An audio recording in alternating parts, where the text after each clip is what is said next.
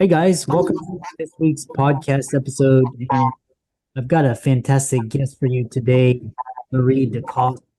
And she is the founder and CEO of NOMAD Travel Groups. And she's going to talk to us all about what NOMAD Travel Groups is. And she's going to talk about entrepreneurship. Be a great conversation for the audience. Thank you so much for having me. I appreciate you taking the time. Yeah. So I know talk about, your story and your journey, how you founded Nomad Travel Groups, what it is, and how the audience can benefit from it. Sure. So I had somewhat of an unconventional childhood. I spent my early years growing up overseas. I spent 2 years in Madagascar and 5 years in Bangladesh. And no, I did not live in a cave. I have been asked that before. Did not live in a cave in Madagascar. I was really honestly very grateful for that experience. It was a humbling experience growing up in third world countries. When I moved back to the US, I had this insatiable urge to travel, insatiable wanderlust. And I knew that at some point I would want to combine my career with my love for travel. So I went to school, I studied accounting. I worked my way into an internship where I was exposed to international tax. And I said, hey, okay, here's an opportunity for me to combine business with travel. And so I moved into this international tax role for a public accounting firm, quickly realized that international tax, despite the name, doesn't involve any travel whatsoever. Maybe when you get to the partner level, but not as an associate. Worked for that firm in any case for a number of years. I earned my CPA and then COVID hit. And like most professionals, I went to a fully remote lifestyle. And I realized the one good thing about COVID was that I was able to combine this passion for travel that I had with the work that I was currently doing. I could still serve my clients from any location. So when the firm that I was working for told us that we had to go back into the office, I decided to quit. I said, I'm not doing that. If I can travel and work somewhere else, that's what I'm going to do. I'm not going to be loyal to this firm. So I moved to another firm, found myself sort of in a rut. I didn't know what I was doing with my life. I wasn't inspired by tax. There had to be something else out there for me.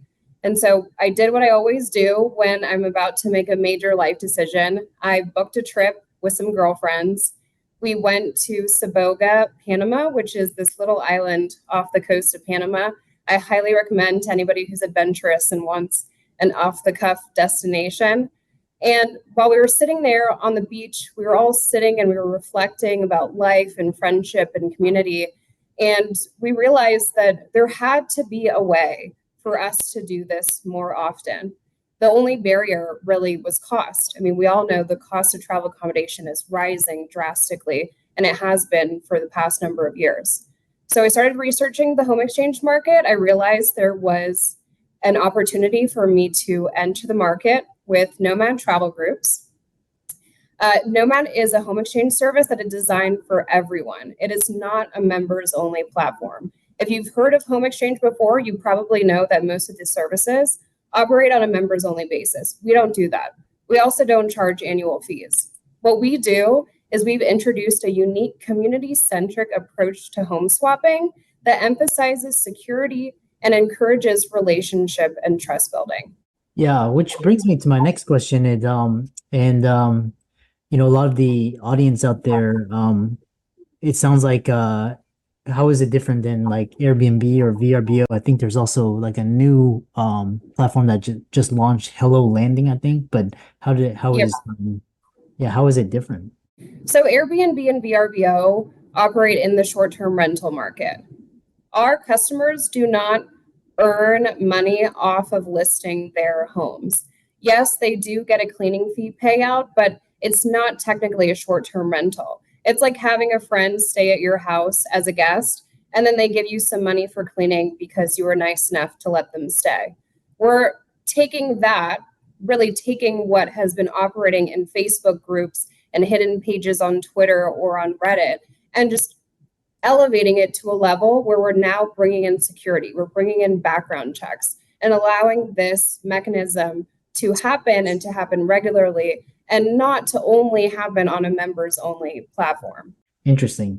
And so I assume you monetize the platform through memberships. Is that a fair assessment, or is there a different way? Ads, sponsors? Nope. So we do not charge annual membership fees. Hmm. Our prices are very competitive. We charge a small per day fee on a stay. And we also charge a one-time transaction fee per travel group assignment, which is our matchmaking mechanism. We collect a cleaning fee from the staying party, but that is distributed to the host. We do not collect any portion of that cleaning fee. Oh, interesting. So, kind of moving on now that we kind of know what Nomad Travel Groups does. Like the travel and hospitality industry is really innovative, and it really started with Airbnb, and then kind of COVID really changed the game. So, with various home exchange platforms already available, what innovations enhance the user experience? Again, how does it differentiate itself from the competition? Sure. So we're not only a differentiator because we don't charge annual membership fees or operate on a members only basis. Our unique travel group mechanism is unlike anything the market has ever seen. There are existing home exchange platforms, but after you get through the lengthy membership approval and subjective selection process, you have to do the legwork on your own to find somebody that wants to exchange homes with you.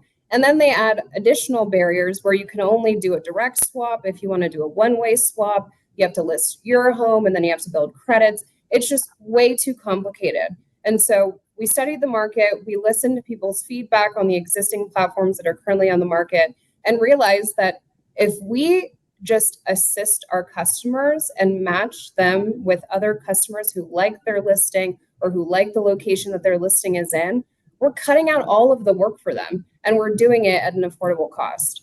Interesting. Yeah, it sounds like you're kind of trying to just make it the UI UX a little bit better. And basically, Absolutely.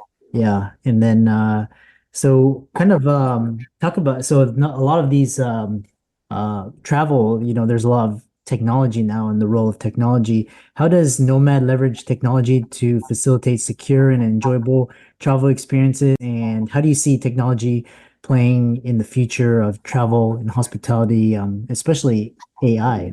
So we have utilized some AI tools, particularly when it comes to our marketing efforts. In the realm of security, I mean, our customers are trusting us to list their homes. So security is extremely important to us. Our CTO has a background in military leadership as well as software engineering. He's a great, great guy. We have a great team of individuals who are in charge of the back end and front end management. And really, what they're doing is creating this unique matchmaking mechanism.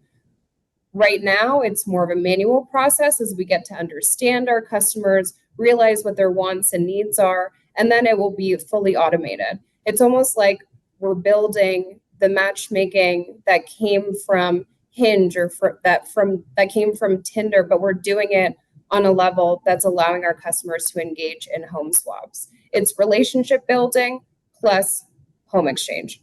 Yeah, interesting. And really, it sounds like kind of like before you can really scale, you have to do things that don't scale. And like I said, it's kind of like in the early days, like of Airbnb, like they flew out to New York City, met with hosts, got their Yeah. input, and kind of innovated on that. And yeah, a lot of because my niece, she's like a coder, and she's developing apps for a lot of these, you know, basically it's all an exchange and matchmaking, could be buyer and seller of, could be homes, could be goods and products, could be relationships. So then the other question I have is, kind of talk about some of the hurdles you faced while establishing Nomad, and, since it's launched, have you managed to overcome them, kind of reiterate and make the user experience better? So, as a founder, there are hurdles every single day that you have to overcome. And my message for all fellow founders and co founders who are in the bootstrapping phase, Believe in your product and lead with authenticity. That was advice that I was given in the early stages of Nomad. One of our most significant hurdles, like most other startups, is capital. We have an amazing idea and we're getting response now from our consumers or potential consumers, but you still need to convince the money guys that this product and this service is worth investing in. And that really just takes, again, belief in your product, hustle, work every single day. I work 12 to 13 hours a day to make sure that I'm putting my best work into Nomad. Don't give up on an idea just because you're faced with something difficult. There's always a way to work around it. And also believe in your team, lean on people. The best advice that I've gotten throughout this experience is reach out to other founders, reach out to people who have been your mentors in the past. Just ask for help, and you'll see quickly that it'll get your product or your service to where you need it to be. Interesting. The other question I get a lot of tech founders is, are you currently in the phases of just basically bootstrapping, pre-seed, just like or angel, or just like family friends, or are you planning to raise like VC? Talk about how you plan to kind of fund the company. So we're currently in the bootstrap plus family and friends phase. I would call us between pre-seed and seed. So our MVP is currently being built solely off of our bootstrap and family and friends fund. It will be launching in the summer. We are working on raising seed capital. So by the time the MVP launches, that is our target goal to achieve our first raise. I've attended conferences. I've had various discussions with investors. What the feedback that I've gotten currently based on the state of the market is that, as we all know, AI and biotech are the big players, and the market is not stale, but it's moving slowly. Investors are a little bit more tentative with where they put their money. This is not 2021. And so I've employed a tactic that I like to call dating my potential investors. I keep them in the loop. So through our pre-launch efforts, every single month, I am updating them with how Nomad is doing. What is our wait list looking like? How many hits did we get on social? Has our team grown? You want to, and keep in mind, you're asking people to invest a lot of money in your product, and it's okay that they want to take time to really figure out where this product or service is going. So my best advice is to date your investor, believe in your product, hustle, get out there, go to conferences, talk to people. The right people will come at the right time. And also, you're looking for a partner. You don't want to rush the process. Yeah. The other question is, especially in the startup and phase, how are you leveraging culture, community building to build the brands, build awareness, network effects, what is it? Solve that cold start problem. So I suppose I'll speak again to, reaching out to, initially it was friends who were entrepreneurs that had built successful companies. That was really when I just had the idea. I had no clue where to start. They gave me advice and I ran with it. Then I came to a stopping point where I needed more advice. I got a pitch coach and business advisor who I work with. He took me to the next level. Then I needed a little bit more growth. And so I worked with a marketing person who helped build out that wing. And then I needed more investor contacts. And so I went to conferences. You'll find yourself at various stages of the growth of your company and also your personal growth, where you need to leverage contacts in your circle and outside of your circle. And that is building your community. And that community is a mutually beneficial relationship. Always remember to give and not just to get. Yeah, I love that. Next question is, because I think with, there was like big headlines with like Uber using using software to kind of hide detection from locales, and then there was like safety incidents with Uber and Airbnb, and then nobody could predict COVID. So yeah, of course, how has Nomad adapted to such changes, and like what are you thinking like next? Like, in terms of just like obviously safety is one of those things, but are you thinking of other things that could potentially disrupt the nomad business model or, give you negative press? How are you staying resilient in the face of all of that? Well, first and foremost, the safety and security of our customers is of utmost important to us. We have partnered with Know Your Guest to provide guest damage protection coverage of up to $50,000 for all of our hosts. It's an optional add-on, but we wanted to provide it, in the event that you want to protect your home, which we do recommend because it's only $5 per day of stay. We also partner with Stripe Identity to run thorough background checks on all of our customers. They have to pass a background check before they're able to list their home on our platform and engage in home swaps. When it comes to life-altering events, I am a member of a generation that was there through 9/11, through ISIS, through COVID. There's so many things that have happened, and we have stayed resilient. And I think that's why we're seeing this rise in remote work and wanting to stay working on a fully remote schedule or be a digital nomad with this generation. We've gone through so much. Life has been so chaotic, and we find peace in the freedom to work. So I really don't foresee there being drastic of a change when it comes to this new lifestyle, but I have a great team. If anything were to happen, we would make sure to address it. Yeah, and kind of a follow-up question to you because you were talking about clients and digital nomads. So what kind of clients really would be a great fit for nomad? Because like for example, like I was listening to this interview by Brian Chesky and he was saying like Airbnb is like evolving to be like where people can actually live on Airbnb, like they basically can rent places for a week or a month, whatever, kind of do their work. What kind of clients or people are good for Nomad? So our sweet spot are individuals who are within the Gen Z, millennial generation, but also individuals who are maybe dipping their toes into the digital nomad lifestyle. They want to be a digital nomad, but they don't want to be entirely location independent. And so we allow them or we enable them to maintain their home, maintain their community. They don't have to give that up, but they can change location at will with a community that they trust, that they've built relationships with. Interesting.